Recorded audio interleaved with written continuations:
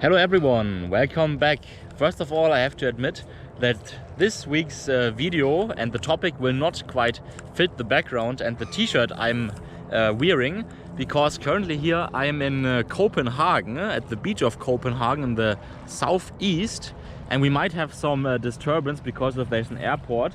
And all the way back there you can see a bridge, and this bridge is going to Sweden, to Malmö.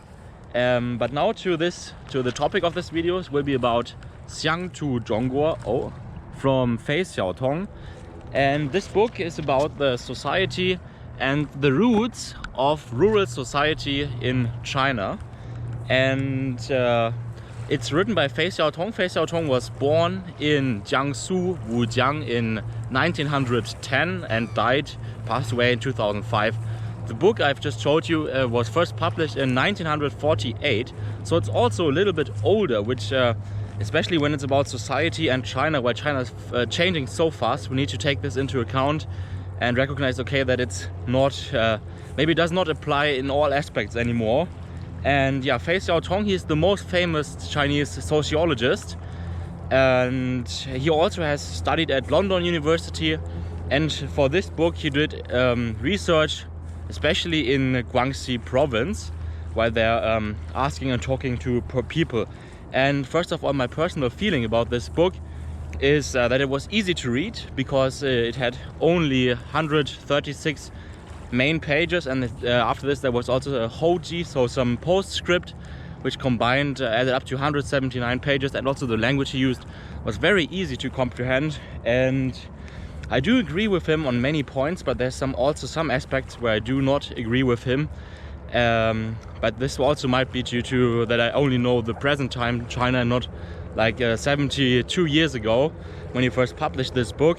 And yes, then now to the contents. I will tell you 6 main points which I think are interesting and which I do agree with. Is that first of all, the native place in China, the Diguan, is very important, and this birthplace or natural place will stay the same over many generations. So if one was born, let's say in Nanjing, and he moves to some other place, and also their offspring, they will still have, the Diguan will still be Nanjing.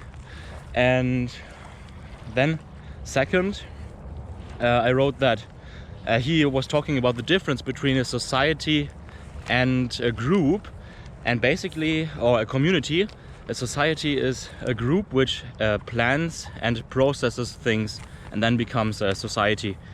Third, Xiangxiaoren are not foolish, they are not stupid.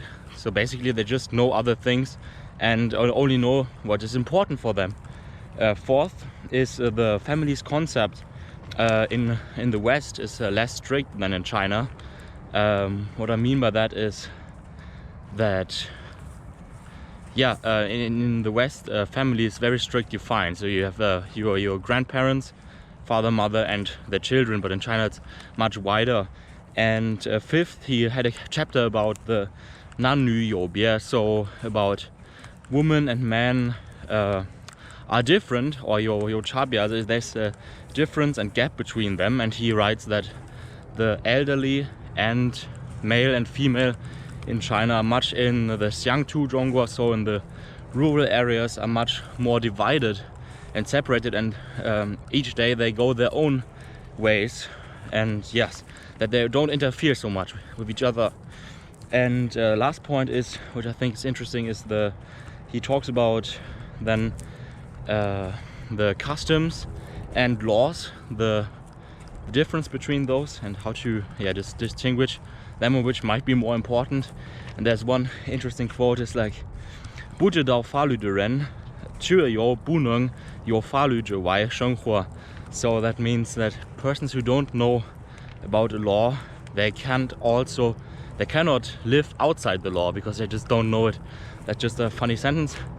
And yes, if you're interested in these kind of society things, then I can recommend to read this book.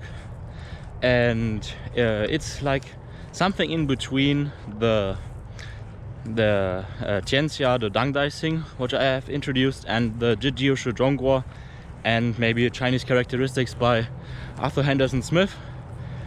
And yeah, now I think now you can clearly hear the airport noise behind there. And this is it for me from this from here from Denmark, and see you again next week.